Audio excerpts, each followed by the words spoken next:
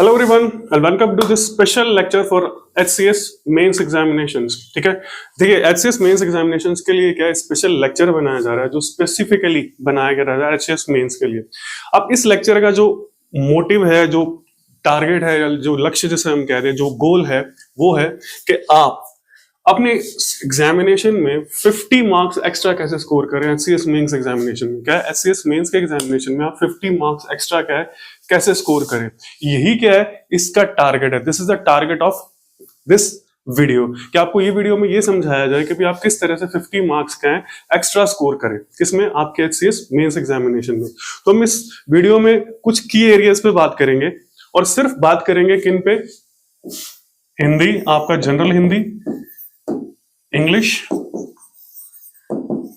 और जीएस।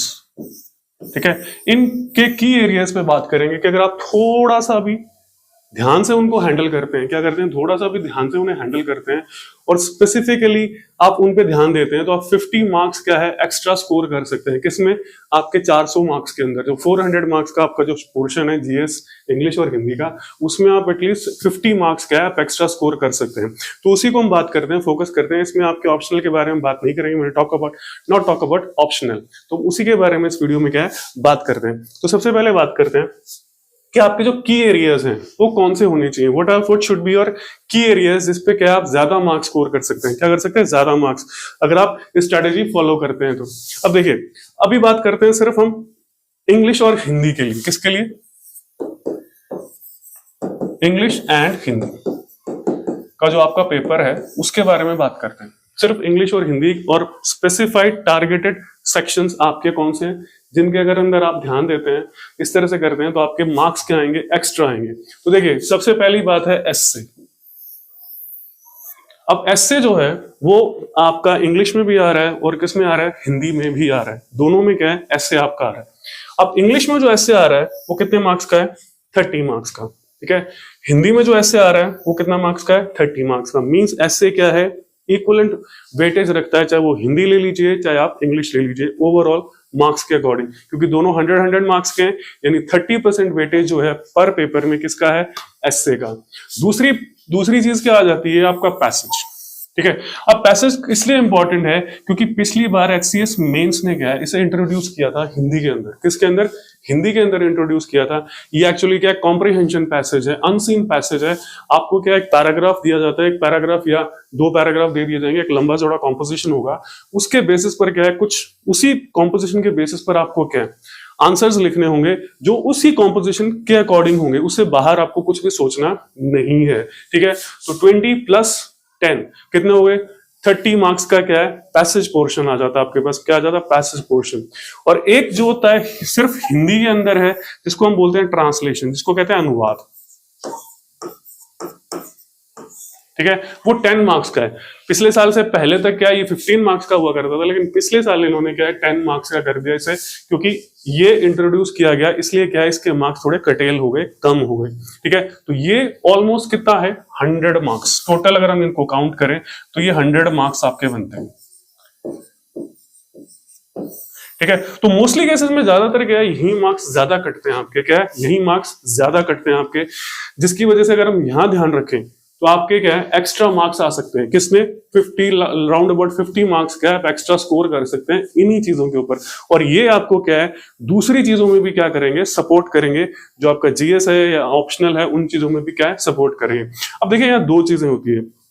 एक तो जब हमें ऑप्शन दिया जाता है कि तब जब हमें चूज करना है कि भी कौन सा क्वेश्चन या कौन से क्वेश्चन का कौन सा पार्ट हमें अटेम्प्ट करना है, कौन सा हमें छोड़ना है, तो एक तो आपको दिया जाता है ऑप्शन, जो कि आपको किस में मिलता है, एस्से में मिलता है। मेनली किस में मिल रहा है, एस्से में क्या है, ऑप्शन मिल रहा है आपको कि भी आपको 4 ऑप्शन, 4 हिंदी में दिए गए और 5 क्या इंग्लिश में मिलते हैं। तो हमें चूज करना है कि भी कौन सा एस्से हम लिखेंगे और कितना लिखेंगे। तो वो एक सबसे बड़ा इंपॉर्टेंट पॉइंट वहीं आ जाता है, सेक्शन वहीं आ जाता है कि भी आप कौन सी चीज चूज कर रहे हैं, क्या कर रहे हैं, चीज कर रहे हैं। और दूसरा, जहां आपके पास कोई चॉइस नहीं है, जैसे जनरल स्टडीज का पेपर है, आपको 20 के 20 मार्क क्वेश्चन अटेम्प्ट करने हैं, कोई चॉइस आपके पास में नहीं है, there is no choice to you, हर क्वेश्चन को आपको करना है। तो दोनों तरीके से देखेंगे, जब हम हमारे पास टॉपिक हो तो हम क्या करें, और जो टॉपिक मतलब चॉइस ना हो जब हमें सारे काम करने हैं तो भी किस तरह से उस क्वेश्चन को हैंडल करें, ये करें। तो सबसे पहले बात करते हैं एस्से की। किसकी बात करते हैं? सबसे पहले हम बात करते हैं एस्से की, ठीक है।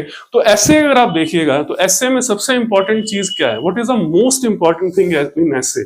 चाहे वो इंग्लिश में आ रहा हो, चाहे वो हिंदी में आ रहा हो, किसी भी आपके पेपर में आ रहा हो, चाहे जनरल हिंदी में आ रहा है, जनरल इंग्लिश में आ रहा है, किसी में भी आ रहा है, essay is the most important section. उसमें आप ज्यादा से ज्यादा क्या कर सकते हैं? मार्क्स स्कोर कर सकते हैं। और सबसे मेन चीज क्या होती है कि एस्से में आपके कितने मार्क्स आएंगे, क्या है एस्से में आपके कितने मार्क्स आएंगे, ये यहीं पर क्या है डिसाइड हो जाता है। सिलेक्शन ऑफ टॉपिक, ठीक है। सिलेक्शन ऑफ टॉपिक में ही क्या है एस्से डिसाइड हो जाता है कि आपके मार्क्स एस्से में ज्यादा आएंगे या मार्क्स आपके एस्से में कम आएंगे, ठीक है। इसका मतलब ये है कि कौन सा टॉपिक आपने सिलेक्ट किया है, ठीक है। तो जनरली क्या है आपको क्या स्पेसिफिक टॉपिक्स भी मिलेंगे एस्से में, यानी विशेष तौर पर क्या है एक खास सब्जेक्ट से रिलेटेड, एक खास सेक्टर से रिलेटेड, एक खास सेक्शन से रिलेटेड और एक खास टॉपिक से रिलेटेड क्या है आपको एसेज मिलेंगे। और दूसरे में क्या होते हैं कि जनरलाइज्ड आपको एसेज मिल जाते हैं, क्या है कोई जनरलाइज्ड टॉपिक दे दिया जाएगा और उसमें से क्या है आपको एसे लिखना होगा, ठीक है। तो यहीं पर क्या है आपका मार्क्स डिसाइड हो जाता है कि आप हायर स्कोर करेंगे या कम स्कोर करेंगे। दो अलग अलग स्टूडेंट्स को अगर हम कंपेयर करते हैं तो किस स्टूडेंट के मार्क्स, चाहे मान लो ऐसे सेम तरीके का लिखा गया हो, क्या सेम तरीके का ऐसे लिखा गया हो, वो डिसाइड होता है कि किसको मार्क्स ज्यादा मिलेंगे, किसको मार्क्स क्या है कम मिलेंगे, ठीक है। मतलब लेवल सेम हो और सेम हो, सारी चीजें सेम हो, ठीक है। तो ये मेन चीज होती है सिलेक्शन ऑफ टॉपिक। आप टॉपिक कौन सा सिलेक्ट कर रहे हैं, ठीक है। क्योंकि जब आप मॉक टेस्ट भी देते हैं तो भी क्या करते हैं आप ऐसे का टॉपिक सिलेक्ट करते हैं और उसी के बेसिस पे क्या है फिर आपको मार्क्स मिलते हैं। आपने ऐसे में क्या लिखा है, किस तरह से लिखा है और कौन से ऐसे टॉपिक में आपने ऐसे में क्या डाला है, उसके बेसिस पर क्या है आपका सिलेक्शन होता है, ठीक है। सॉरी, आपके मार्क्स क्या इवैल्यूएट होकर मार्क्स दिए जाते हैं। तो हम बात करते हैं एस्से के टॉपिक्स की। तो मैंने यहाँ पे क्या 4 टॉपिक्स लिए हैं, क्या है 4 टॉपिक्स लिए हैं जो आपके हिंदी इंग्लिश दोनों में आए हुए हैं और जनरली जो टॉपिक्स होते हैं वो है, ठीक है। देखिए ये जो टॉपिक है ये आपका पिछले साल इंग्लिश में आया था, किसमें? इंग्लिश के अंदर आया था। वो टॉपिक ये है, वो है crisis in Ukraine and changing world order. अगर हम इसको हिंदी में ट्रांसलेट करते हैं तो ये आता है यूक्रेन संकट व बदलती वैश्विक व्यवस्था, ठीक है। ऑर्डर का मतलब होता है व्यवस्था, ठीक है। एक टॉपिक आपके पास में ये दिया गया था, इसमें इंग्लिश के पेपर में आपको दिया गया था एक ये टॉपिक। दूसरा हिंदी के पेपर में आपके पास आया था ये टॉपिक, ठीक है। विदेशों में भारतीय प्रतिभा का पलायन एवं निदान। इसको अगर हम इंग्लिश में ट्रांसलेट करते हैं तो ये है migration of Indian talent to foreign countries and remedies. Clear है, ठीक है। हम सारी चीजों को डिस्कस करेंगे, क्या है, क्या टॉपिक है, क्या नहीं। फिर आपको टॉपिक दे दिया जाए जनरलाइज वुमेन्स एम्पावरमेंट, ठीक है। वुमेन एम्पावरमेंट का टॉपिक दे दिया जाए। फिर लास्ट में आपको टॉपिक मान लीजिए दे दिया जाए क्लाइमेट चेंज यानी जलवायु परिवर्तन, वुमेन एम्पावरमेंट मानी महिला सशक्तिकरण, ठीक है।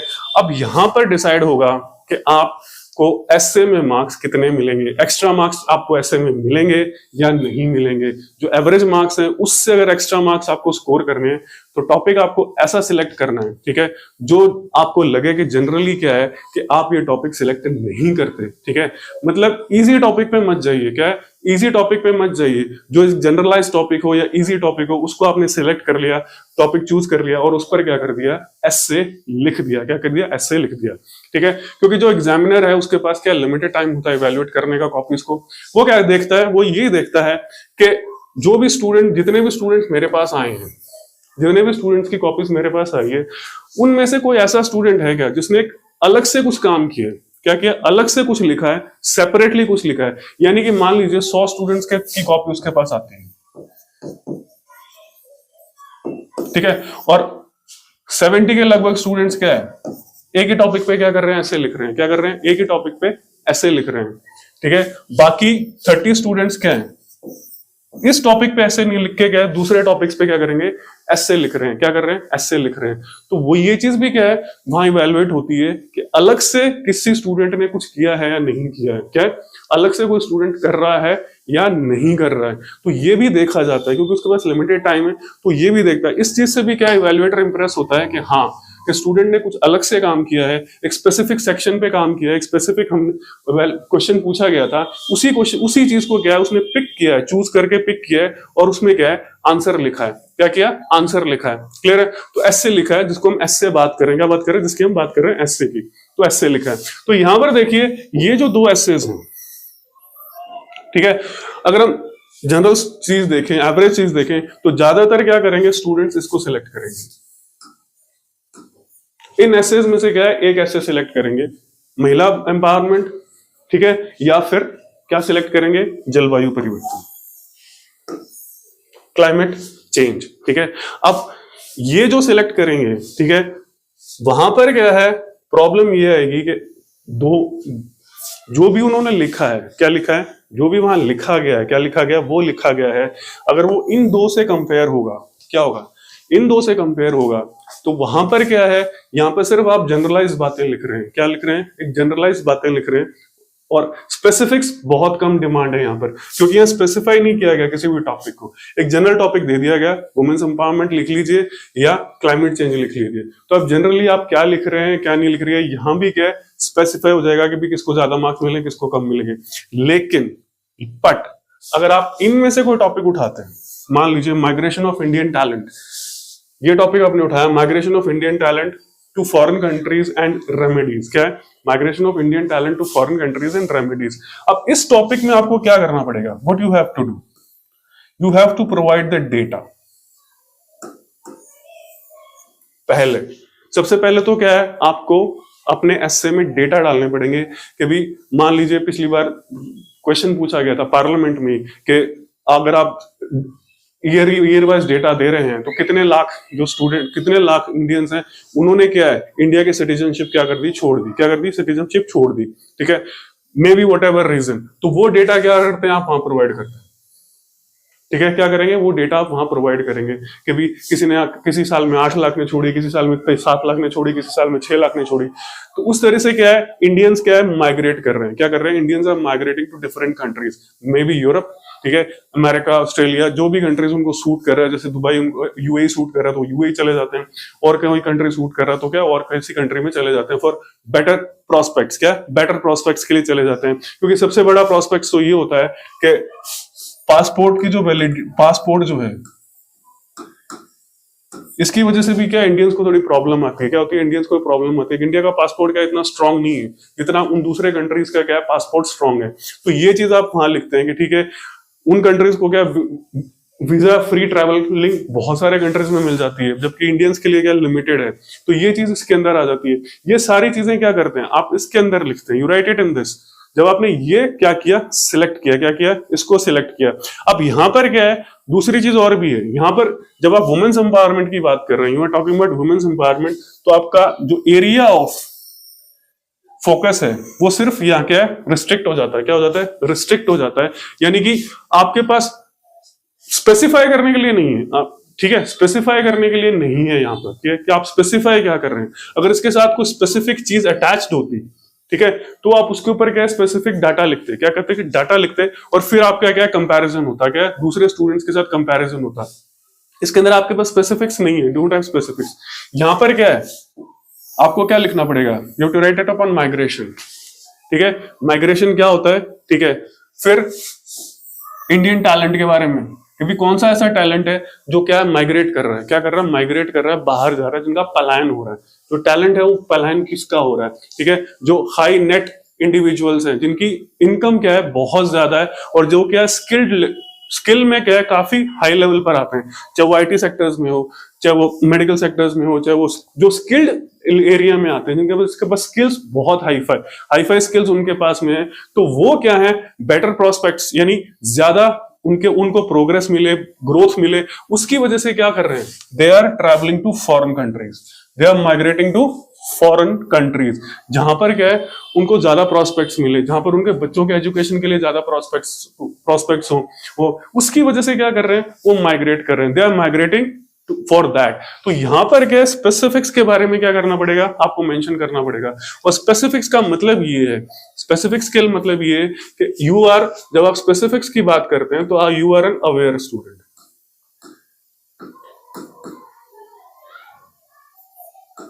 ठीक है, यहां पर भी ऐसा नहीं है स्पेसिफिक्स नहीं लिखने हैं आपको, क्या है, आई एम नॉट सेइंग यहाँ पे स्पेसिफिक्स नहीं लिखें क्लाइमेट चेंज और ये स्पेसिफिक्स आपको नहीं लिखने हैं, don't have to write specifics, ठीक है, पर यहां पर क्या है, कुछ खास स्पेसिफिक्स नहीं लिखने आपको, क्या है, आप अपनी तरफ से चाहें तो वो यहां पर मेंशन कर सकते हैं, पर यहां पर कोई भी चीज है कि आप मेंशन कर सकते हैं कि वुमेन्स एम्पावरमेंट। अब यहां पर भी क्या है, ऐसा नहीं कि मैं आई एम नॉट सेइंग कि आप इनको मत चूज कीजिए, मेरा मतलब मकसद ये नहीं है, आई एम नॉट सेइंग कि भी आप इसको चूज कीजिए इनको मत चूज कीजिए, मैंने आपसे यही कहा है कि टॉपिक सिलेक्शन अगर आप कर रहे हैं, when you are selecting topic, क्या है, जब आप टॉपिक सिलेक्शन कर रहे हैं तो टॉपिक सिलेक्शन करते वक्त अगर आप इनको भी ले रहे हैं, ठीक है, इन टॉपिक्स को भी ले रहे हैं, मान लीजिए आपने वुमेन्स एम्पावरमेंट ले लिया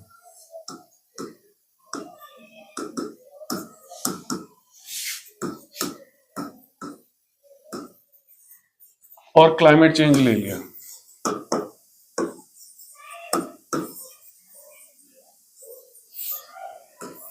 ठीक है, मान लीजिए आपने वुमेन्स एम्पावरमेंट ले लिया और क्लाइमेट चेंज आपने ले लिया, ठीक है, तो अगर आप इस टॉपिक को भी सिलेक्ट कर रहे हैं, ऐसा नहीं कि इसमें अच्छा नहीं लिखा जा सकता है, आई एम नॉट सेइंग, पर इसमें अगर आपको ज्यादा मार्क्स स्कोर करने हैं तो वहां पर भी आपको वही काम करना है, you have to do the same thing, कि आपको स्पेसिफिक्स मेंशन करना है, ठीक है, आपको क्या मेंशन करने हैं, विशेष चीजें मेंशन करनी है, क्या करनी है, विशेष चीजें आपको क्या करनी है, मेंशन करनी है, ठीक है, जैसे मान लीजिए किसी की रिपोर्ट आती है, जैसे ऑक्सफैम की रिपोर्ट आती है, ठीक है, मान लीजिए ऑक्सफैम को रिपोर्ट देता है, ठीक है, ऑक्सफैम रिपोर्ट देती है या वर्ल्ड बैंक की कोई रिपोर्ट आती है,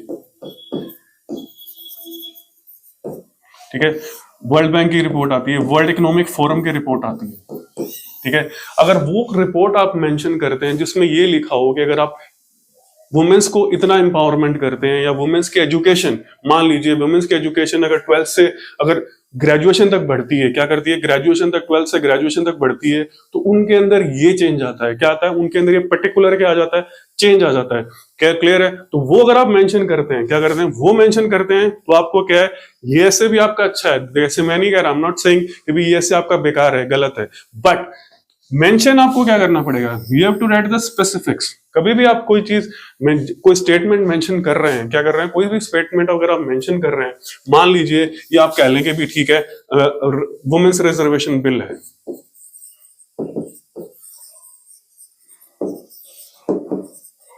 ठीक है, जो भी पास किया गया है सितंबर में, पिछले सितंबर में, ठीक है, जो 1/3 क्या करेगा, वुमेन्स को रिप्रेजेंटेशन देगा किसके अंदर, लेजिस्लेचर में, यानी विधायिकाओं में क्या करेगा, वुमेन्स को रिजर्वेशन देगा, तो आपको स्पेसिफिकली अगर आप ये लिख रहे हैं, ठीक है, तो इसके कुछ पॉइंट्स आपको मेंशन करने पड़ेंगे कि ठीक है 1/3 कितना रहेगा, किस तरह से रहेगा और क्या उसमें रहेगा, और दूसरी बात, अगर किसी भी इससे रिलेट करके किसी भी कोई कमिटी की, कोई इंटरनेशनल ऑर्गेनाइजेशन की या इंडिया की कोई टॉप की एजेंसीज है, वो अगर कोई रिपोर्ट मेंशन कर रही है, जैसे नीति आयोग की कोई रिपोर्ट हो या किसी फिकी की कोई रिपोर्ट हो या नेस्कॉम की कोई रिपोर्ट हो या इनके जो रिकग्नाइज्ड ऑर्गेनाइजेशंस हैं, अगर उनकी रिपोर्ट आप मेंशन कर रहे हैं, यू आर मेंशनिंग उनकी रिपोर्ट कर रहे हैं, तो आपको क्या है, इसमें भी क्या एक्स्ट्रा मार्क्स मिलेंगे, you have to write the specifics. बात क्या हो रही है, स्पेसिफिक्स की। अगर कोई स्पेसिफिक ही ऐसे दे दिया जा रहा है आपको, आपसे पूछा जा रहा है किसी स्पेसिफिक ऐसे के ऊपर, तब मैंने आपको कहा है गो फॉर दैट ऐसे। क्यों? क्योंकि उस ऐसे को मेजॉरिटी ऑफ स्टूडेंट्स क्या है, सिलेक्ट नहीं करेंगे, टॉपिक को चूज नहीं करेंगे, they will not choose topic.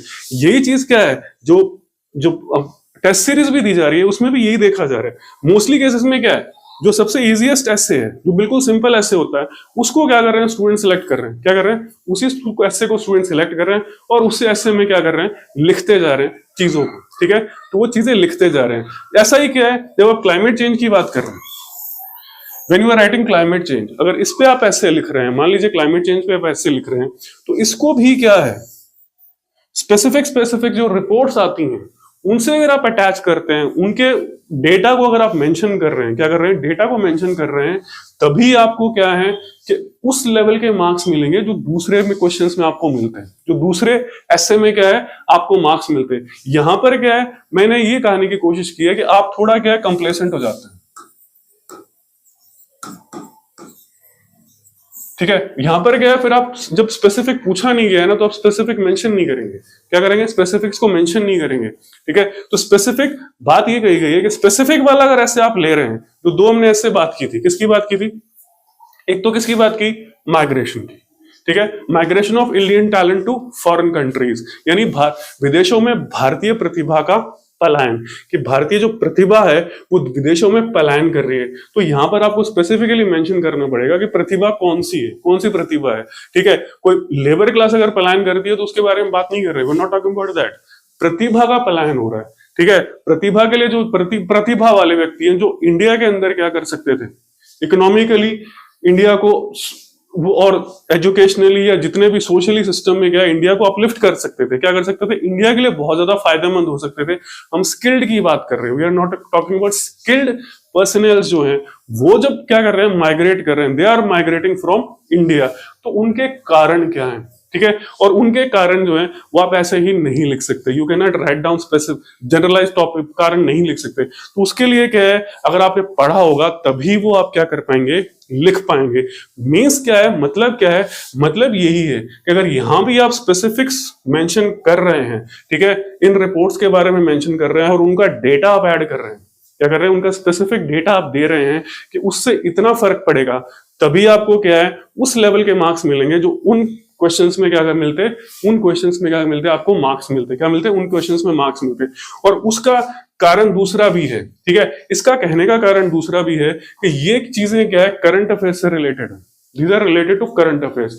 खास तौर पे क्या है, ये जो पार्ट है, ये पार्ट है इंडिया की इकोनॉमी से रिलेट करता है। इंडिया की इकोनॉमी और इंडियन डायस्पोरा से रिलेट करता है। किससे रिलेट करता है, भारत की अर्थव्यवस्था और भारतीय प्रवासी जो हैं, जो बाहर रह रहे हैं, उससे रिलेट करता है। और ये चीज आप क्या है, पढ़ते हैं और इनका मोटे तौर पे थोड़ा बहुत डेटा क्या है आपके पास अवेलेबल रहता है, और डेटा आप क्या कर सकते हैं, मेंशन कर सकते हैं। ठीक है, तो इन दो में से, इन तीन में से इसकी बात की। फिर हम बात करते हैं इसकी, अगर ये चूज किया जाता, ठीक है, ये चूज किया जाता, तो इसके अंदर भी क्या है, स्पेसिफिक्स मेंशन किए जा सकते थे। क्या स्पेसिफिक मेंशन किए जा सकते थे कि यूक्रेन क्राइसिस। ठीक है, पहली बात तो इसका कारण क्या था, मेन कारण, जो मेन कारण था वो इसका क्या था। ठीक है, मेन कारण क्या था, मेन कारण दो है। ठीक है, एक जो एक्सप्लिसिट कारण रशिया ने बताया और एक इम्प्लिसिट कारण। ठीक है, यानी कि एक तो प्रत्यक्ष, ठीक है, एक तो जो प्रत्यक्ष कारण है, ठीक है, और एक छुपा हुआ कारण है। प्रत्यक्ष कारण ये है कि रशिया ये कह रहा है, रशिया ने ये स्टेटमेंट दिया था या ये कंडीशन रखी थी कि अगर यूक्रेन नेटो की मेंबरशिप की तरफ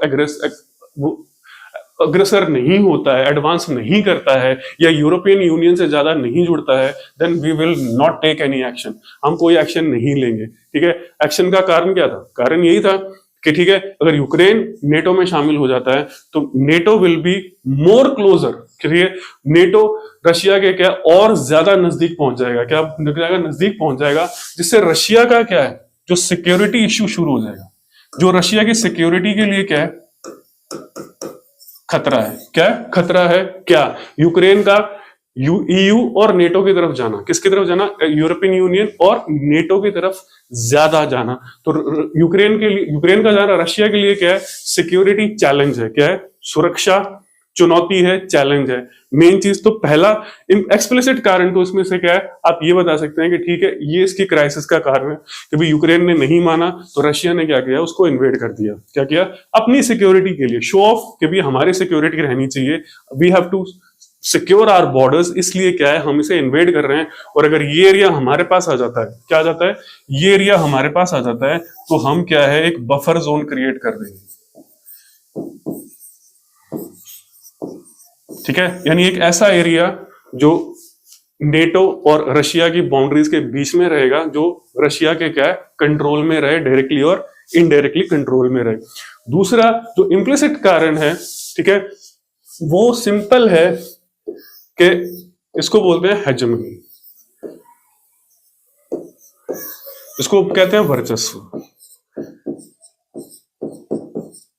ठीक है, जितना ज्यादा हम कंट्रोल करें, जितना ज्यादा हमारी पावर बढ़े, क्या करें, जितनी ज्यादा क्या है हमारी पावर बढ़े, उतना ज्यादा क्या है हमारा वर्ल्ड में इन्फ्लुएंस होगा। क्या होगा, इन्फ्लुएंस होगा, दुनिया में हमारी क्या है, धाक जमी रहेगी। क्या रहेगी? धाक जमी रहेगी। वो इम्प्लिसिट कारण है। क्या है? इम्प्लिसिट कारण है। अब ये नहीं है कि रशिया, ये हेजेमनी का मतलब होता है, हेजेमनी मींस एम्बिशंस, ठीक है। हेजेमनी का मतलब क्या होता है? एम्बिशंस, महत्वाकांक्षा, ज्यादा से ज्यादा कंट्रोल करने की क्या है? महत्वाकांक्षा है। हम धीरे धीरे क्या है, ज्यादा से ज्यादा एरिया को डायरेक्टली और इनडायरेक्टली, वहां की गवर्नमेंट्स को जो डायरेक्टली या इनडायरेक्टली क्या है, कंट्रोल करें। क्या करें? कंट्रोल करें, ठीक है।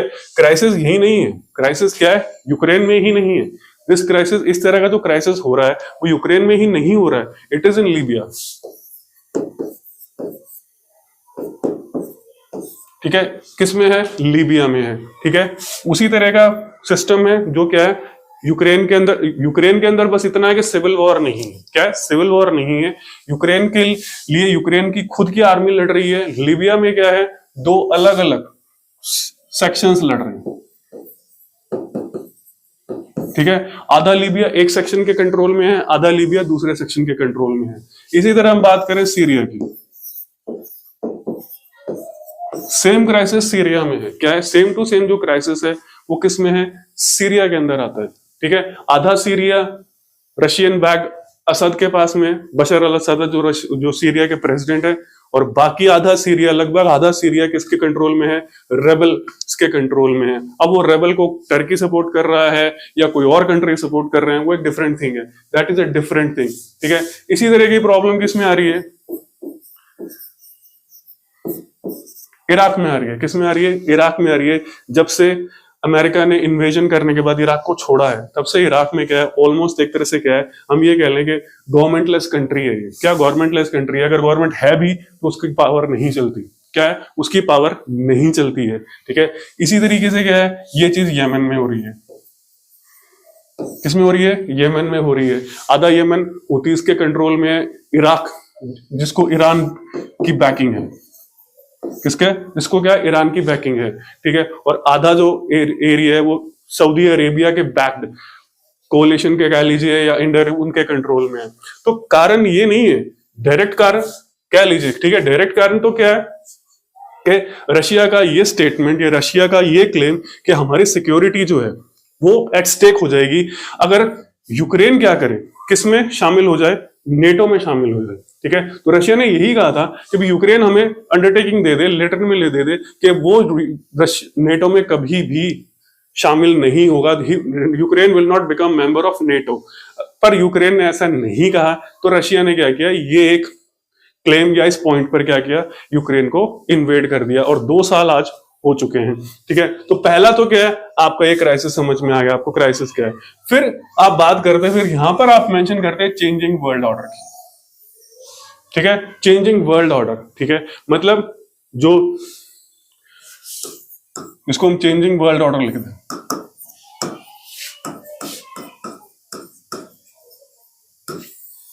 ठीक है। हमने क्या किया, चेंजिंग वर्ल्ड ऑर्डर लिख दिया, यानी वैश्विक बदलती व्यवस्था, ठीक है। तो आप ये भी आप क्या है, आपके दिमाग में रहता है, आप पढ़ रहे होते हैं इसे, क्या है, आप पढ़ रहे होते हैं कि किस तरह से क्या है यूरोपियन यूनियन ने रशिया पे क्या किया है, क्या क्या लगा रखे, सैंक्शंस लगा रखे हैं। क्या लगा रखे हैं? सैंक्शंस लगा रखे हैं, प्रतिबंध लगाए हैं, किस पर? रशिया पर, ठीक है। और उसी तरह से प्रतिबंध किस पर लगाए गए हैं, किसने लगाए हैं? यूएसए ने लगाए हैं। फिर किस तरह से क्या है, यहां पर आप इसमें लिख सकते थे कि नेटो, ठीक है। नेटो में 2 बड़े, मतलब बड़े जो रशिया के कंट्रीज हैं, एक तो स्वीडन तो बिल्कुल रशिया से क्या अटैच्ड है, यहां पर क्या है, उन्होंने क्या है बिड किया था कि हमें भी क्या है नेटो में ले लीजिए, स्वीडन एंड फिनलैंड, क्लियर, ठीक है। तो मींस नेटो का क्या हो गया, एक्सपेंशन हो गया। क्या हो गया, जिस चीज को रशिया रोक रहा था वही क्या हो गया, एक्सपेंशन हो गया। क्या हो गया, उसी का एक्सपेंशन हो गया, यानी वो भी बढ़ गया, उसके अंदर क्या है, बढ़ावा हो गया, बढ़ोतरी हो गई, ठीक है। तो इसलिए बताया गया कि भाई इन चीजों में क्या है, आप स्पेसिफिक्स को लिख सकते हैं, you can write down specifics, और स्पेसिफिक्स में फिर आपको मार्क्स क्या करेगा, ज्यादा देगा। मकसद ये नहीं है, कहने का मकसद ये नहीं है कि आपको इनके अंदर अगर अच्छी इन जो 2 चीजें आपके पास में है, कौन सी चीजें? इन दो में अगर आपको आता है, ठीक है, अच्छी तरह से आता है, मान लीजिए आप क्लाइमेट चेंज में अच्छी तरह से लिख सकते हैं, 3-4 डिफरेंट रिपोर्ट्स को आप इसमें कोट कर देते हैं, क्या कर देते हैं इसमें कोट कर देते हैं, और उसके अकॉर्डिंग फिर अपने एसे को क्या कर देते हैं, मोल्ड कर देते हैं, मनूवर कर देते हैं, तो आपको क्या है, अच्छे मार्क्स मिलेंगे। ऐसी बात नहीं है नहीं मिलेंगे, पर शर्त ये है कि यहां पर आप एक आईपीसीसी की रिपोर्ट डालिए, फिर जो डिफरेंट साइंटिस्ट है, जो इंडिविजुअल एजेंसीज हैं, वो अगर मान लीजिए कोई रिपोर्ट देते हैं तो आपने वो डाल दिया। जैसे एल नीनो की रिपोर्ट देते हैं कि भाई एल नीनो से कितना इंपैक्ट पड़ रहा है, या ला नीना से कितना इंपैक्ट पड़ रहा है क्लाइमेट चेंज पर। लेटेस्ट में रिपोर्ट है कि भाई ला नीना से क्या है, इंडिया का जो पेनिनसुलर एरिया है, जो दक्कन वाला एरिया है, ठीक है, प्रायद्वीप, भारत का जो प्रायद्वीपीय भाग है, वहां पर क्या है, ला नीना की वजह से ज्यादा पोल्यूशन हुआ। क्या हुआ? ला नीना की वजह से ज्यादा पोल्यूशन हुआ सर्दियों में पिछले 2-3 सालों में, जबकि वो पोल्यूशन जो उत्तरी भारत यानी नॉर्दर्न इंडिया था वहां पर कम हो गया। क्या हो गया? वहां पर कम हो गया। जहां पोल्यूशन शुरू होना चाहिए था, जहां से पोल्यूशन की शुरुआत होती है, जहां से पोल्यूशन के कारण है, जहां वो पराली जलाई जाती है, वो जो भी है रेसिड्यूज है वो जलाए जाते हैं, वो कहां पर पहुंच गए? मुंबई तक पहुंच गए। किसकी वजह से? ला नीना की वजह से। पर आपको वो रिपोर्ट स्पेसिफिकली मेंशन करनी है, यू टू मेंशन इट।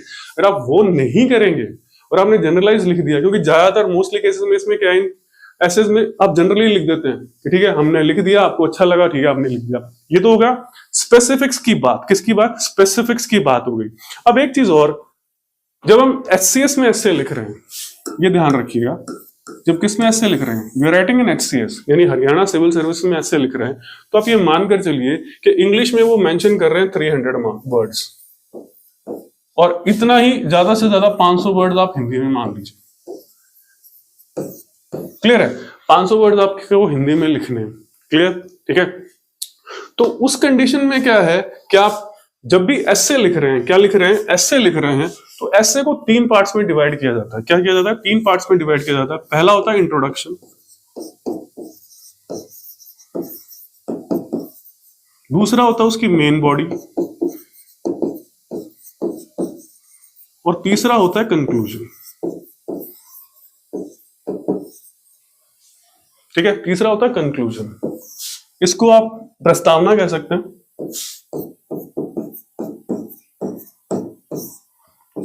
मुख्य भाग और ये उपसंहार। क्लियर? ठीक है, ये 3 चीजें आपके पास आती हैं, ये 3 आती है आपके पास में। आपके पास क्या है? वर्ड्स की लिमिट है। क्या? वर्ड्स की क्या है? लिमिट है। There is a limit of words. ठीक है, तो यहां पर क्या है, यूपीएससी की तरह ऐसे मत लिखिए। क्लियर है? यूपीएससी में आपको 1000 वर्ड लिखने होते हैं। कितने वर्ड्स लिखने होते हैं? 1000 से 1200 वर्ड्स लिखने होते हैं। वो 1250 वर्ड्स तो वो खुद के कहते हैं कि भी आप 1250 वर्ड्स लिखिए ऐसे में। यानी यहां से ऑलमोस्ट 3 टाइम्स आपसे वर्ड्स की डिमांड की जा रही है। ऑलमोस्ट 3 टाइम्स क्या आपसे वर्ड्स की डिमांड की जा रही है। क्लियर है? तो यहां पर जब आप लिख रहे हैं तो यह ध्यान रखिए कि ये जो पार्ट है ये आपका ऑलमोस्ट 70 to 75% होना चाहिए।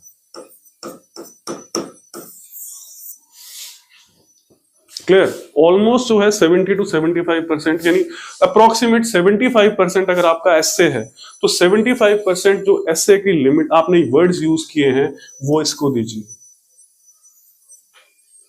क्लियर है? 75% के लगभग वर्ड्स आप इसको दीजिए। यहां पर आपके पास में क्या है, एट द मोस्ट आप 10% वर्ड्स रखिए, और यहां पर आप 15% वर्ड्स में उसे कब कंडेंस कर दीजिए। ठीक है, मतलब ये है कि जो मोस्टली केसेस में आप जो कहानी लिख रहे हैं, ठीक है, स्टार्टिंग में उसको मत लिखिए, और लिखनी भी है तो बिल्कुल छोटा करके लिखिए, उसको बिल्कुल कंडेंस फॉर्म में छोटा करके लिखिए।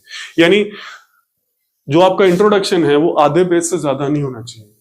क्लियर है? इंट्रोडक्शन जो है वो आपका आधे पेज से ज्यादा ना हो। ठीक है, और ये जो है वो आप 1/3 पेज में डाल दीजिए। इस कंक्लूजन को क्या 1/3 पेज में डाल दीजिए, इसको आप आधे पेज में डालिए, बाकी 2.5-3 पेजेस जो हैं वो आप इस पर रखिए। लेकिन कई बार कंडीशन ये आ जाती है कि आपका इंट्रोडक्शन जो है वो जरूरत से ज्यादा बड़ा हो जाता है। आप 2 से 3 पेज में क्या इंट्रोडक्शन लिख रहे हैं। क्या कर रहे हैं, 2 से 3 पेज में आप इंट्रोडक्शन को मेंशन कर रहे हैं। You are mentioning introduction in 2 to 3 pages. आप 2-3 पेजेस में इंट्रोडक्शन लिख रहे हैं। आप किसी से कहीं से कोई स्टोरी ला रहे हैं, कहीं से कुछ ऐसा नहीं है कि मत लिखिए, डोंट राइट इट, पर उसको शॉर्ट रखिए, जितना हो सके उतना शॉर्ट रखिए। क्लियर है, जितना हो सके उसको शॉर्ट रखिए। और इंट्रोडक्शन में ये इंपॉर्टेंट होता है कि जो ऐसे में कीवर्ड्स हैं, क्लियर है, इंट्रोडक्शन का मतलब ये होता है जब आप इंट्रोडक्शन लिख रहे हैं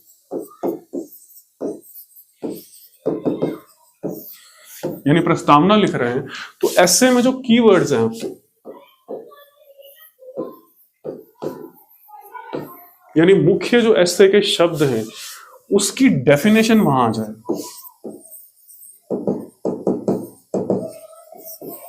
क्या आ जाए, उसकी जो डेफिनेशन है, उसकी जो परिभाषा है,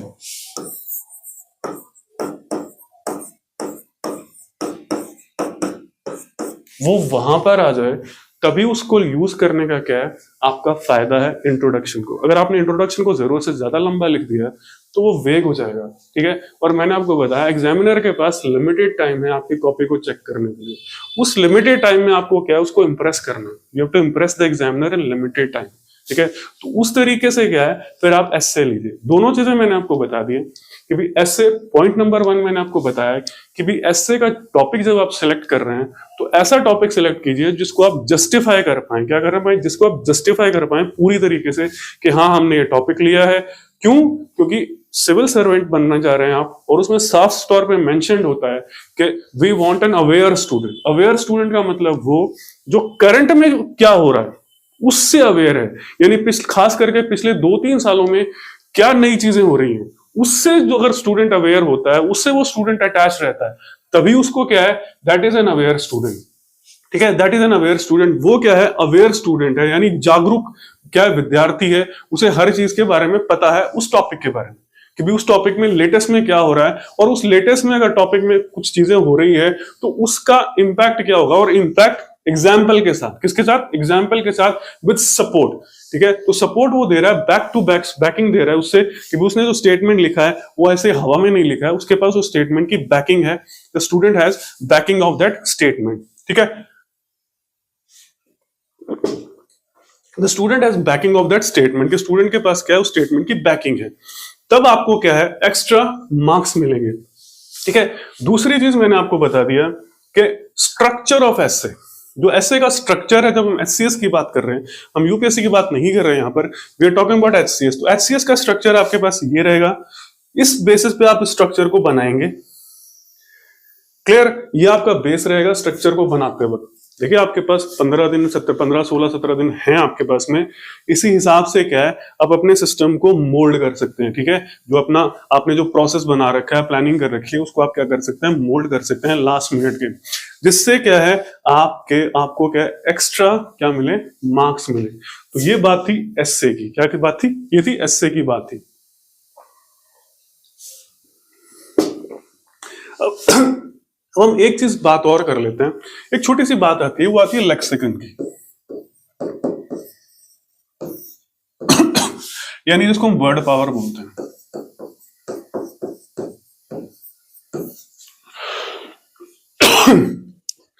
अब आप एचसीएस का एग्जाम दे रहे हैं, स्टेट सिविल सर्विस, यानी स्टेट का सबसे बड़ा एग्जामिनेशन है। क्या क्या, स्टेट का सबसे बड़ा एग्जामिनेशन है। वर्चुअली आप एग्जामिनर के सामने अपने आप को क्या रिप्रेजेंट कर रहे हैं, क्या कर रहे हैं, रिप्रेजेंट कर रहे हैं। तो वहां पर मैं आपको ये जो सजेस्ट करूंगा कि आप थोड़ा सा लेक्सिकन जो है वो लेवल थोड़ा सा उसका हाई रखिए। थोड़ा सा अगर आप लेवल हाई रखते हैं लेक्सिकन का, तो उससे क्या भी, उससे भी क्या आपका इंप्रेशन ज्यादा पड़ता है। क्या पड़ता है, ज्यादा पड़ता है। अगर आपके पास सिंपल वर्ड्स के थोड़े से भी हाई लेवल के वर्ड्स हैं तो आप उसे यूज कीजिए, यूज देम, और उनको यूज करके लिखिए। जैसे फॉर इंस्टेंस आपके पास ये 2 वर्ड आते हैं,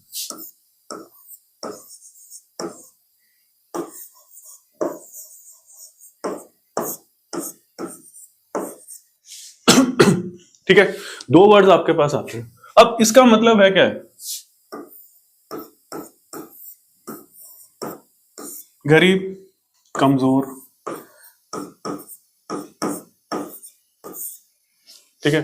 तो हिंदी में आपके पास में ये आ गया। अब अगर आपने इसकी जगह लिखा होता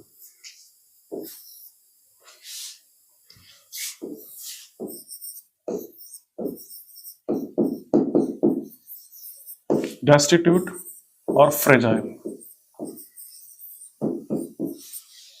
ठीक है, तो थोड़ा सा आपका लेवल क्या है, इंप्रूव हो जाता है। अब देखिए, मैं ये नहीं कह रहा हूं कि शशि थरूर की हमें लेक्सिकन यूज करनी है। जो शशि थरूर जी लेक्सिकन यूज करते हैं अपने स्टेट में, अपने वो राइटिंग में और में, वो नहीं करना, वो मैं नहीं कह रहा हूं, नॉट सेइंग दैट।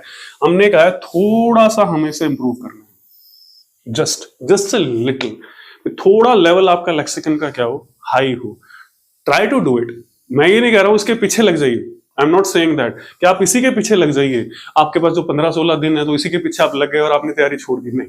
ठीक है, ट्राई टू डू इट। जब भी आप कर रहे हैं तो कुछ कोशिश कीजिए, एक दो चार वर्ड्स भी अगर आप रोजाना कोशिश करना शुरू करेंगे, क्या है, अगर आपने 2-3 वर्ड्स भी रोजाना अगर आपने करना शुरू किया और देखना शुरू किया कि भी इसका सब्स्टिट्यूट वर्ड क्या हो सकता है, what can be the substitute word of a particular word I am using, मैं कोई शब्द प्रयोग कर रहा हूं या कर रही हूं, तो उसका कोई स्थानापन्न शब्द आपके पास में है या नहीं है, जिसका स्तर क्या हो, थोड़ा सा ज्यादा हो, क्या हो, स्तर थोड़ा सा ऊपर का हो। तो अगर ऐसा शब्द आपके पास में अवेलेबल है, उपस्थित है, आपके दिमाग में है और आपकी शब्दावली में है, इट्स इन योर लेक्सिकन और word power, then go and use it, don't worry about it.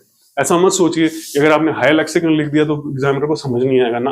Examiner is very learned, ठीक है, वो बहुत लर्नेड है, ही और she is at a very high level, आपसे काफी ज्यादा हाई लेवल पे हैं। तो ऐसा नहीं है, आप डरिए मत, use it, if you have it go with it, no problem, try to do it. आप थोड़ा सा ट्राई करेंगे तो भी आपको क्या है, फायदा रहेगा। क्या रहेगा, आपको फायदा रहेगा। ये नहीं कह रहा लग जाइए इसके पीछे, आई एम जस्ट सेइंग, ज्यादा नहीं, 2 वर्ड्स आप देख लीजिए। भी आप ऐसे लिख रहे हैं तो 2 वर्ड्स आपने ऐसे देख लिए कि ये तो बिल्कुल सिंपल वर्ड्स हैं, ठीक है। एक बिलो एवरेज स्टूडेंट भी क्या इसे लिख सकता है, क्लियर है, बिलो एवरेज स्टूडेंट भी ऐसा आप इसे लिख देगा, कोई प्रॉब्लम नहीं है। तो आप अपने लेवल को तो एवरेज से क्या किया कीजिए, ऊपर ले जाइए, क्या कीजिए, ऊपर ले जाइए। तब आपको क्या है, एक्स्ट्रा मार्क्स, ये भी क्या है, आपको एक्स्ट्रा मार्क्स फेच करेगा। अगर एक क्वेश्चन में जो आपने लिखा है, चाहे वो जीएस का हो, चाहे एसए हो, चाहे लेटर हो, चाहे कुछ भी हो, वट एवर इट इज, अगर मान लीजिए ये एक छोटी सी ट्रांसफॉर्मेशन अगर आपको 0.25 मार्क्स भी एक्स्ट्रा दे देती है, क्लियर है, क्या दे देती है, 0.25 मार्क्स भी एक्स्ट्रा आपको दे देती है, then it's becomes a huge difference. जब आप पूरे को कवर करेंगे, पूरे को देखेंगे, करीबन 100 के लगभग क्वेश्चंस हैं, अगर हर एक में अगर आप करें 0.25 करते जाएंगे तो 25 मार्क्स तो आपके यहीं से ऐड हो जाएंगे। क्या हो जाएंगे, 25 मार्क्स तो आपके क्या हो जाएंगे, यहीं से ऐड हो जाएंगे। मींस लेक्सिकन आपने क्या की, थोड़ी सी इंप्रूव कर ली, क्या कर ली, थोड़ी सी आपने लेक्सिकन इंप्रूव कर ली, ठीक है। तो ये तो बात की थी हमने एसए की, किसकी बात की थी, एसए की। अब हम बात करते हैं पैसेज की, ठीक है, पैसेज की, ठीक है, जिसको हम कॉम्प्रिहेंशन कह रहे हैं, जिसको गद्यांश कह रहे हैं हिंदी में, पैसेज, गद्यांश, कॉम्प्रिहेंशन, ठीक है। ये वो पैसेज है जिसमें आपको क्वेश्चंस के आंसर देने हैं। क्या करना है, क्वेश्चंस के क्या करने हैं, आंसर देने। You have to write the answer of questions, कि भी आपको क्वेश्चंस दिए गए हैं पैसेज के अकॉर्डिंग, और उसके क्या करने हैं, आपको आंसर देने। क्या करने हैं, आंसर देने। तो यहां एक इंपॉर्टेंट चीज ध्यान रखिएगा कि आपको जो भी आंसर देना है वो सिर्फ पैसेज के अकॉर्डिंग ही देना है। जो गद्यांश आपको दिया गया है, चाहे वो हिंदी हो चाहे इंग्लिश हो, उसी के अकॉर्डिंग क्या है, आपको आंसर देना है। बाहर से आपको कुछ भी नहीं लिखना है, डोंट राइट इट, कहीं से भी कुछ मत लिखिए आप, ठीक है। बाहर से आपको कुछ भी नहीं लिखना, अगर आपने लिख दिया तो मार्क्स नहीं मिलेंगे। सिर्फ पैसेज में जो बात कही गई है उससे संबंधित आपको आंसर देना है, और उसी से संबंधित आपको क्या होंगे, क्वेश्चंस आएंगे। क्या होंगे, क्वेश्चंस आएंगे। और यहां पर एक इंपॉर्टेंट चीज होती है कि इन योर ओन लैंग्वेज,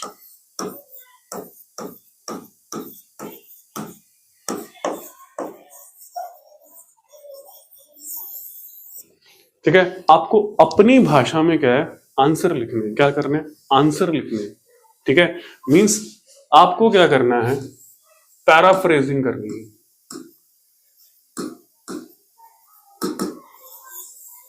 ठीक है। मींस आपने कोई चीज पढ़ी, ठीक है, आपको वो समझ आ गई, और फिर आपको क्या है, अपने शब्दों में उसे उतारनी है।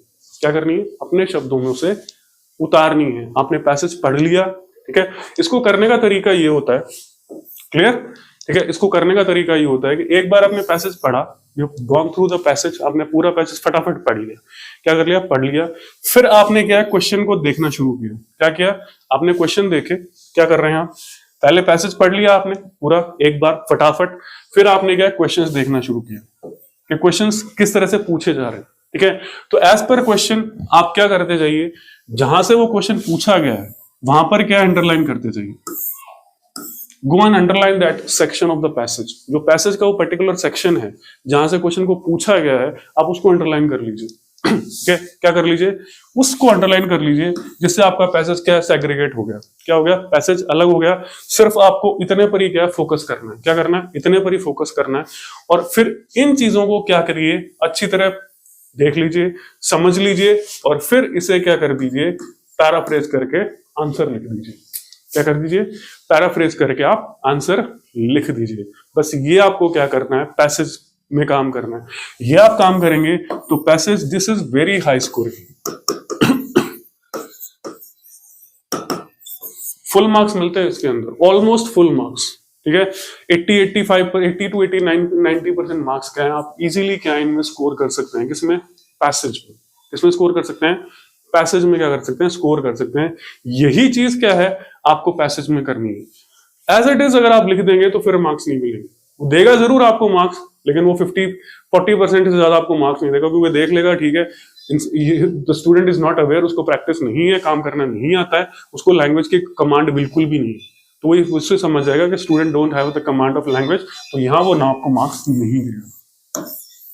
क्लियर है, यहाँ वो आपको मार्क्स नहीं देगा। आपको ये करना है कि आप कहीं से कोई चीज सुनकर आते हैं और आपके दिमाग में उस चीज की स्टोरी है, ठीक है, बेस है, और वो बेस आप किसी के सामने क्या है रख रहे हैं और इफेक्टिवली रख रहे हैं।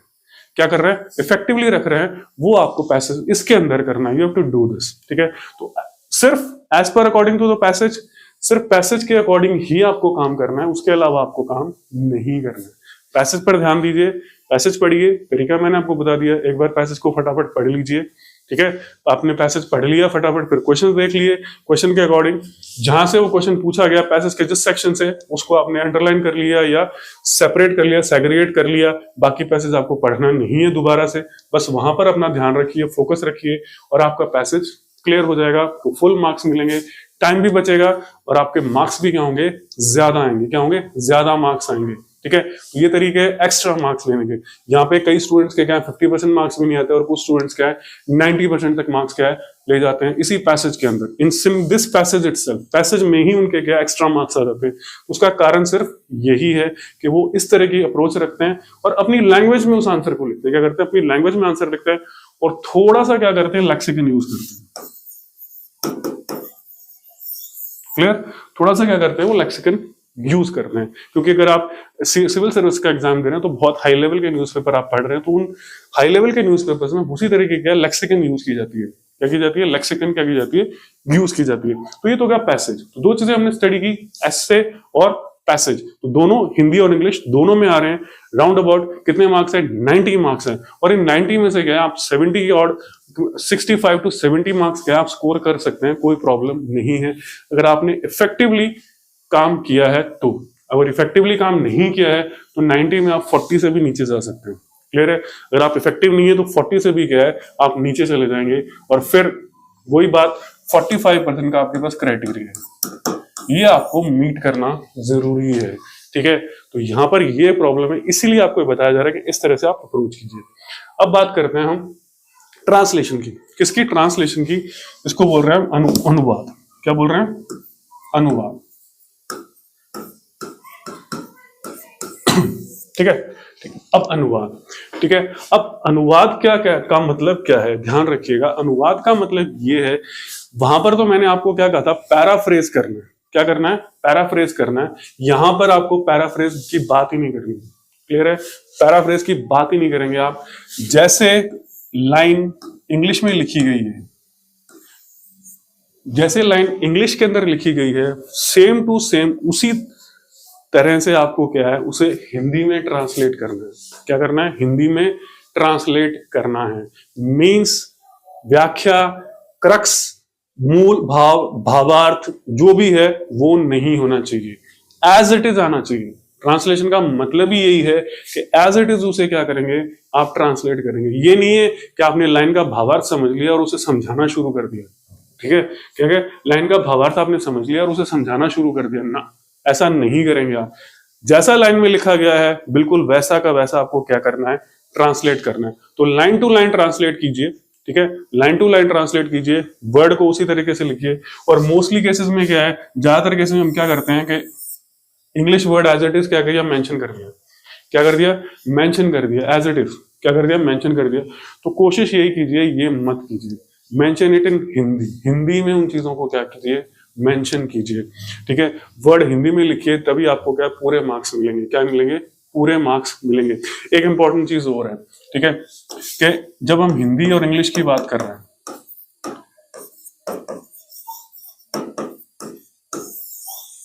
तो सबसे इंपॉर्टेंट चीज यहां ये आ जाती है कि avoid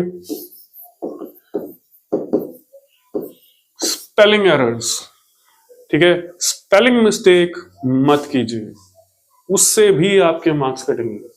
don't do spelling mistake. अगर आप स्पेलिंग मिस्टेक कर रहे हैं तो भी आपके मार्क्स क्या हैं, इसमें कट जाएंगे, ये ध्यान रखिएगा। आपने सारा कुछ सही लिखा है, सब कुछ किया, अगर आपने स्पेलिंग मिस्टेक कर दी तो भी क्या हो जाएगी, गड़बड़ हो जाएगी, ठीक है। अब बात करते हैं कि ट्रांसलेशन को करना कैसे था, ठीक है। अब ये कुछ लाइंस मैंने लिखी हैं, तो इसको ट्रांसलेट कैसे करेंगे, how will you translate this, ठीक है। अब देखिए मतलब सभी का एक ही है, ठीक है। India is a diverse land, India is land of diversity, India is land of diversities, और India is full of diversities, ठीक है। मतलब यही है कि भारत क्या है, विविधताओं से भरा हुआ है, विविधताओं का देश है, ये वो जो भी है, ठीक है, मतलब यही है। चारों लाइंस का एक ही मतलब है। लेकिन जब आप इन्हें अनुवाद के अंदर करेंगे तो अनुवाद, जब हम ट्रांसलेशन लिख दिया गया, लाइन वर्ड मतलब क्या लिख दिया गया, ट्रांसलेशन लिख दिया गया है, तो हर लाइन को अलग तरीके से क्या करना पड़ेगा, ट्रांसलेट करना पड़ेगा, क्योंकि जैसे लिखा गया वैसे हमें ट्रांसलेट करना है। यहां पर क्या है, India is a diverse land, ठीक है, विविध भूमि, इसका मतलब क्या होता है, विविध,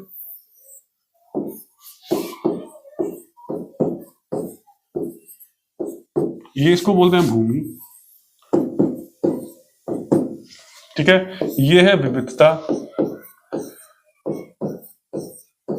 विविधताएं, इसको बोलते हैं विविधता,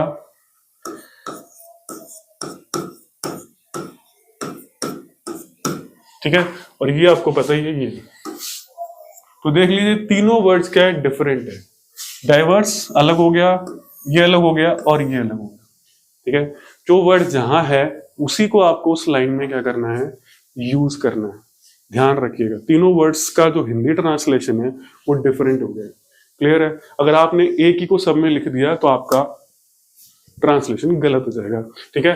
भारत एक विविध भूमि है, इसका ट्रांसलेशन क्या होगा, भारत एक विविध भूमि है, क्योंकि यहां पे हमने ए डाल दिया, ठीक है। यहां पर कहीं भी ए नहीं है तो एक वर्ड यहां कहीं भी नहीं आएगा। यहां पर इस ए का मतलब है एक, क्लियर है, इस एक का मतलब क्या है, एक है। तो भारत एक विविध भूमि है, इसको क्या लिखेंगे आप, ट्रांसलेशन। जब इसका लिखेंगे, India is land of diversity, ठीक है, विविधता ऑफ, लैंड ऑफ डाइवर्सिटी यानी विविधता की भूमि, भारत विविधता की क्या है, भूमि है। ये आपको ट्रांसलेशन में लिखना है, क्या लिखना है, ये आपको ट्रांसलेशन में लिखना है कि भारत विविधता की क्या है, भूमि है। ये अब यहां पर आप कर देंगे तो विविधता की जगह क्या आ जाएगा, विविधताएं, और इसके अंदर जब आप लिखेंगे तो विविधताओं, ठीक है, विविधताओं की क्या है, भूमि है। वर्ड चेंज हो गया, मतलब वर्ड का वही है, लाइन का मीनिंग वही है, लेकिन ट्रांसलेशन की जब बात आई तो हमने उसको वर्ड को क्या है, जो लिखा गया है उसी वर्ड का हिंदी ट्रांसलेशन क्या है, यूज किया है। इसके अंदर ये नहीं लिखेंगे भारत विविधता की भूमि है, ठीक है, इसमें लिखेंगे भारत विविधताओं की क्या है, भूमि है, क्या है, विविधताओं की भूमि है, ठीक है। ये है India is full of diversities, Bharat विविधताओं से भरा है, ठीक है। India is full of diversities, Bharat विविधताओं से क्या है, भरा है, ठीक है। तो ये चेंज है, ये एग्जांपल्स आपको दिए गए हैं 4 लाइंस के अंदर, कि अगर आपके ट्रांसलेशन करते हैं, आप मान लीजिए क्या करते, आप इन वर्ड लाइंस को ट्रांसलेट करते तो आपकी अप्रोच क्या होती, what should have been your approach, तो आपकी अप्रोच क्या होती ट्रांसलेशन के टाइम में, किसके टाइम में, as far as translation is concern.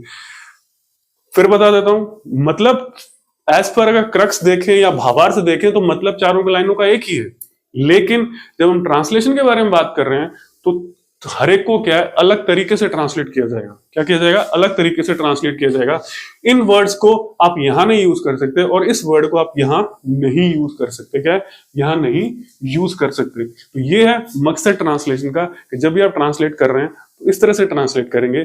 अपना जो भावार्थ वाला दिमाग है वो आपको यहां नहीं लगाना है कि किसी चीज का आपने भावार्थ लिख दिया, क्रक्स लिख दिया, क्या हमने क्रक्स तो लिख दिया, हमारा ट्रांसलेशन गलत कैसे हो गया। तो वो ट्रांसलेशन गलत इस कारण से होता है कि आप पूछा, लाइन पूछा है लेकिन लाइन का मतलब तो आपने डाल दिया है, लेकिन वो लाइन को आपने मोल्ड कर दिया, चेंज कर दिया उस लाइन को जो पैसेज में थी ही नहीं। ठीक है, जो पैसेज में लाइन ही नहीं थी आपने उसकी जगह लिख दिया। दूसरी बात, कोई भी लाइन को मिस मत कीजिए। कई बार क्या आप ट्रांसलेट करते वक्त क्या लाइन को मिस कर जाते हैं, क्या कर जाते हैं, कुछ लाइनें छोड़ देते हैं, तो उससे भी आपके ट्रांसलेशन में क्या है, मार्क्स कटेंगे। क्या कटेंगे, मार्क्स कटेंगे ट्रांसलेशन के अंदर। ठीक है, तो ये तो हो गया ट्रांसलेशन। तो अब हम बात करते हैं किसकी, कुछ जनरल स्टडीज की बात कर लेते हैं। क्या कर लेते हैं, जनरल स्टडीज की बात कर लेते हैं। फिर जनरल स्टडीज एक ऐसा पोर्शन है, क्या है, जनरल स्टडीज एक ऐसा पोर्शन है जिसमें कोई भी ऑप्शन आपके पास में नहीं है। You don't have any option. जितने क्वेश्चन दिए गए आपको अटेम्प्ट करना, तो ऑप्शन का कोई मतलब भी नहीं है। तो वहां तो हमारे पास ऐसे में तो ऑप्शन थे कि हम कौन सा चूज कर रहे हैं, कौन सा नहीं कर रहे हैं, ठीक है, कौन सा छोड़ रहे हैं, तो उसके ऊपर हम काम कर रहे थे। पर यहां पर ऐसा कोई ऑप्शन नहीं है। दूसरा, 200 वर्ड्स, ठीक है, तो ये मानकर चलिए आप 200 वर्ड्स में ऐसे लिख रहे हैं। क्या कर रहे हैं, एक ऐसे लिख रहे हैं जो आपको क्वेश्चन फॉर्म में पूछा गया। क्लियर, आपने क्या किया, 200 वर्ड्स में एक ऐसे लिख रहे हैं जो आपको क्वेश्चन फॉर्म में पूछा गया। उसी तरीके से उसको स्ट्रक्चर कर दीजिए, इंट्रोडक्शन, मेन बॉडी और कंक्लूजन। क्लियर है, इंट्रोडक्शन, मेन बॉडी और कंक्लूजन। अब यहां पर ये नहीं है, यहां तक एग्जामिनर ये बैरोमीटर लेके नहीं बैठा है कि वो काउंट कर रहा है आपके 200 वर्ड है या नहीं, ऐसा नहीं है। ठीक है, 200 वर्ड आपके हैं या नहीं है। दूसरी बात, स्टैटिस्टिक्स में ये वैसे वैल्यू नहीं रखते। क्या, स्टैटिस्टिक्स में आप वैल्यू नहीं रखते, क्यों, क्योंकि आपको कैलकुलेशन करनी पड़ती है। क्या करनी पड़ती है, कैलकुलेशन करनी पड़ती है, तो वो थोड़ा बड़ा हो जाता है। क्या हो जाता है, थोड़ा सा वो, उसमें फिर क्या है, वर्ड्स लिमिट के बारे में ज्यादा होता नहीं है जब हम स्टैटिस्टिक्स की क्या बात कर रहे हैं, जब कैलकुलेशन की बात आती है। तो ऐसा नहीं है अगर आपने 250 वर्ड्स लिख दिए तो आपके मार्क्स कट देंगे, बिल्कुल कट देंगे, ऐसा नहीं है। आप 240 वर्ड्स भी लिख सकते हैं, कोई प्रॉब्लम नहीं है। अगर आपने इसको 170 वर्ड में भी, 170 या 180 वर्ड में भी, 170 के आसपास वर्ड लिखे और आपका ऐसे का आंसर काफी स्ट्रांग है, तो भी आपको क्या है, मार्क्स मिलेंगे। क्या मिलेंगे, मार्क्स मिलेंगे। मींस क्वेश्चन क्या है कि आप अवेयर हैं, ठीक है, आपका जो आंसर है वो सुपरफिशियल नहीं है, जो डिमांड है क्वेश्चन की उसको क्या कर रहा है, फुलफिल कर रहा है। क्वेश्चन की डिमांड को क्या कर रहा है, पूरी तरीके से फुलफिल कर रहा है। ये आपका इंपॉर्टेंट है कि भी आप फुलफिल कर रहा है और आपने उसको 170 वर्ड ही लिख दिए तो भी क्या आपको मार्क्स मिलेंगे। क्या मार्क्स मिलेंगे, ठीक है, क्या मिलेंगे, मार्क्स मिलेंगे।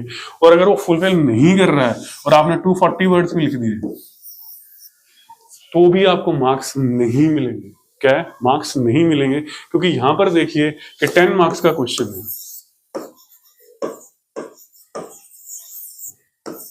अब मैक्सिमम मार्क्स, इसके मैक्सिमम जो काउंट होते हैं वो कहते हैं कि 6.5 to 7 तक का आपको मार्क्स मिल सकते हैं। एक क्वेश्चन मैक्सिमम आपको इतने मार्क्स दे सकता है, एक्सेप्ट द स्टैटिस्टिक्स। इसमें आप पूरे मार्क्स ले सकते हैं, एक्सेप्ट द स्टैटिस्टिक्स।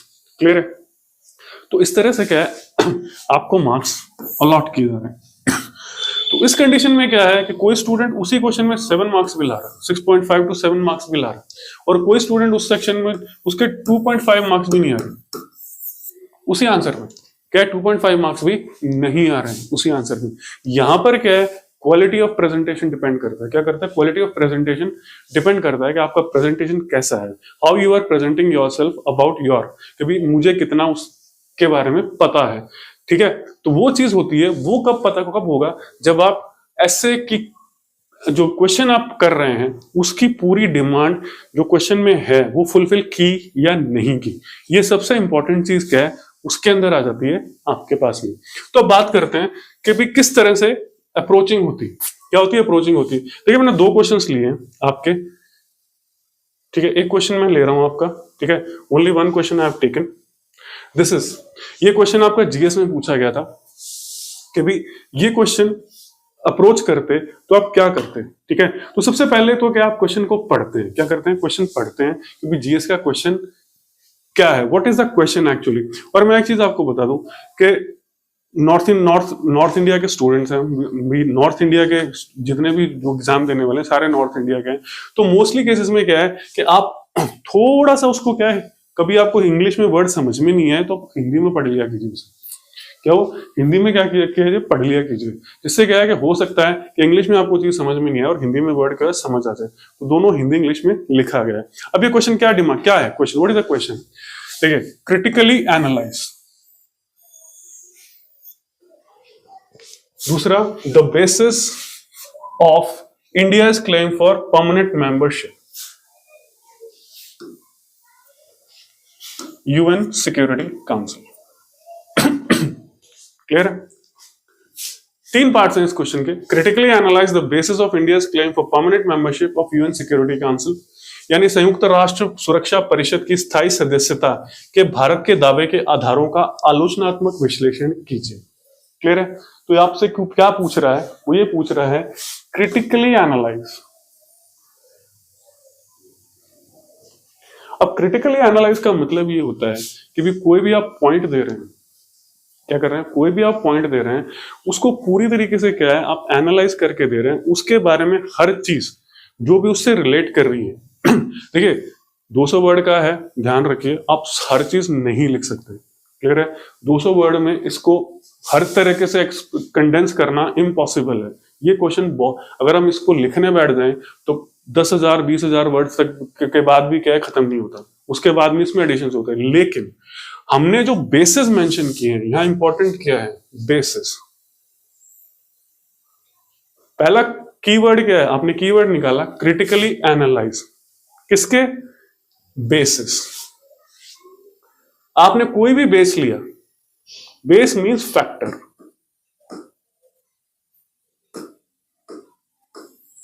जिस पर आप बता रहे हैं कि भी इंडिया यूएन की सिक्योरिटी काउंसिल की परमानेंट मेंबरशिप क्यों डिजर्व करता है, वाई इंडिया डिजर्व।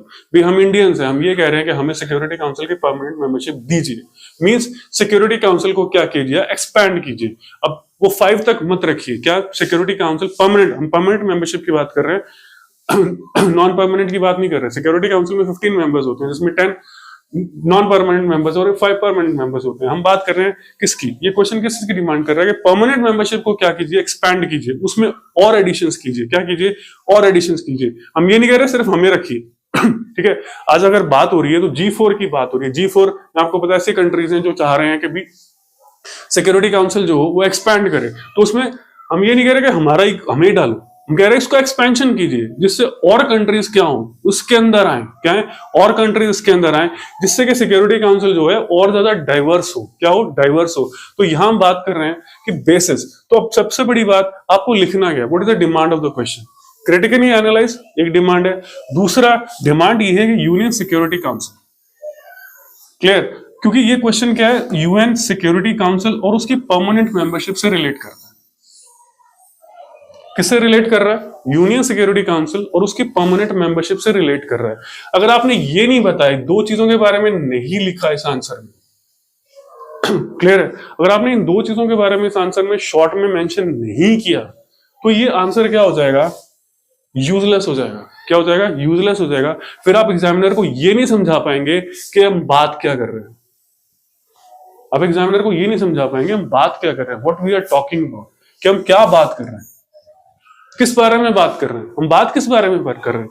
ये 2 चीजें आपको पहले मेंशन करनी है, security council, UN security council होती क्या है और उसकी परमानेंट मेंबरशिप क्या है, और सिक्योरिटी काउंसिल के परमानेंट मेंबर का मतलब क्या होता है, ये आपको बताना है। इसका पहले क्या करेंगे, ये आप मेंशन करेंगे, क्या करेंगे, ये मेंशन करेंगे कि भाई यूएन सिक्योरिटी काउंसिल और उसके परमानेंट मेंबरशिप में क्या रिलेशन है, जो सिक्योरिटी काउंसिल है उसकी परमानेंट मेंबरशिप और यूएन सिक्योरिटी काउंसिल में क्या रिलेशनशिप है, ठीक है। तो ये 2 चीजें आपने पहले क्या कर दी, मेंशन कर दी। इसी तरीके से क्या आपने हिंदी में उसे क्या कर दिया, लिख दिया। संयुक्त राष्ट्र सुरक्षा परिषद क्या है और उसकी स्थायी सदस्यता का मतलब क्या होता है, क्लियर, उसकी स्थायी सदस्यता का मतलब क्या होता है, उसके पास वीटो पावर्स है, उसका इन्फ्लुएंस ज्यादा रहता है, ये सारी चीजें क्या है, छोटे छोटे शॉर्ट में क्या है आप उसमें मेंशन कर सकते हैं। फिर आप लिखेंगे हम जो डिमांड कर रहे हैं उसका बेस क्या है, उसका आधार क्या है, ठीक है, उसका क्या है आधार क्या है, व्हाट इज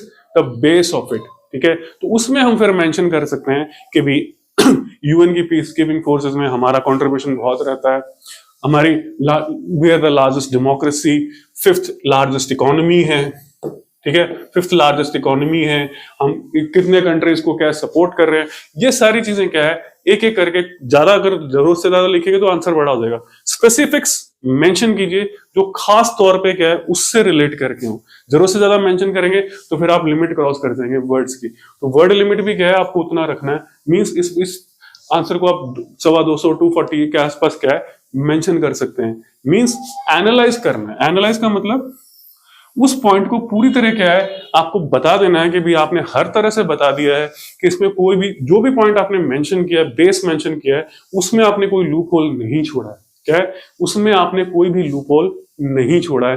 मैंने आपको बता दिया व्याकरण लिखने जाए तो पूरी बुक इस पे लिखी जा सकती है, कोई दिक्कत नहीं, कभी नए नए टॉपिक्स आते जाते हैं पूरे लेवल पे, तो ये पर बात है 200 वर्ड्स की, तो हमें ध्यान रखना है कि हम बेस कौन सा लें, विच बेस और which factors we have to choose, कौन से फैक्टर्स और कौन से बेस को क्या है हमें चूज करना है।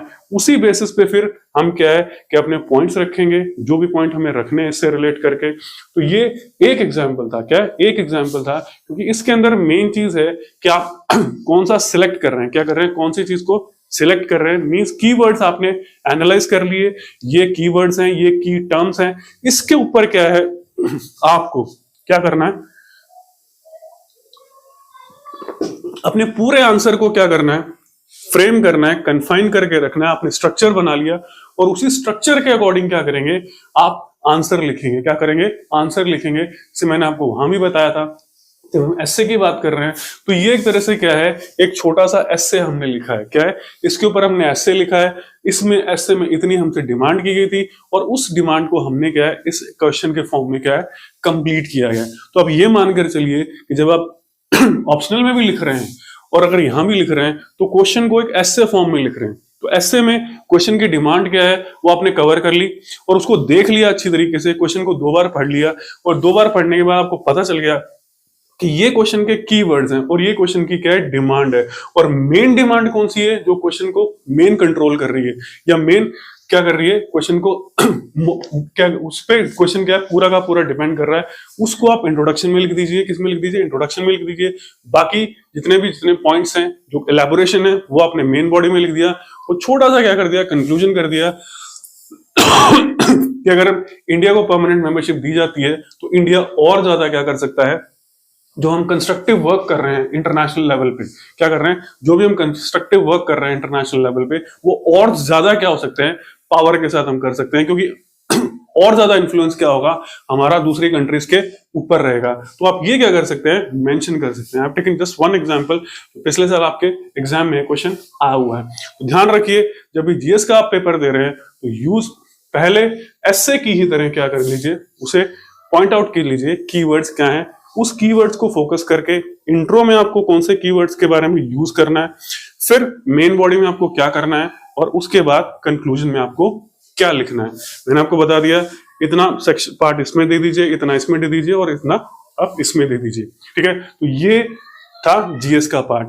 और यही था जो आज के वीडियो का जो मोटिव था, गोल था, टारगेट था, वो यही था कि भी आपको ये बताना, वीडियो का टारगेट कि भी आपको जो आंसर लिखने हैं वो किस तरह से लिखने हैं, छोटी मिस्टेक्स आपको कैसे अवॉइड करनी है, क्या क्या चीजें आपको क्या करनी है ऐड करनी है, क्या चीजें ऐड करनी है ऐड करनी है। अब आप इस तरह से काम करेंगे तो मैंने आपको जैसे ही बताया आप 50 मार्क्स के करीब क्या है, 400 में से मार्क्स में भी क्या है 50 के लगभग मार्क्स क्या है आप एक्स्ट्रा ला सकते हैं। You can score 50 marks, at least 50 marks के लगभग आप स्कोर एक्स्ट्रा कर सकते हैं। क्या कर सकते हैं 50 मार्क्स के लगभग आपको स्कोर कर सकते हैं। आपके पास 15-18 डेज हैं अपने एग्जामिनेशन में, सो डू इट और अपने एग्जामिनेशन में एक्स्ट्रा मार्क्स इंप्रूव कीजिए। और कोई भी आपका सजेशन हो, व्हाटएवर इट इज, जो भी हो वो आप कमेंट बॉक्स में क्या कर सकते हैं, लिख कर भेज सकते हैं। ठीक है, तो आज के वीडियो में इतना ही। Thank you for watching the video.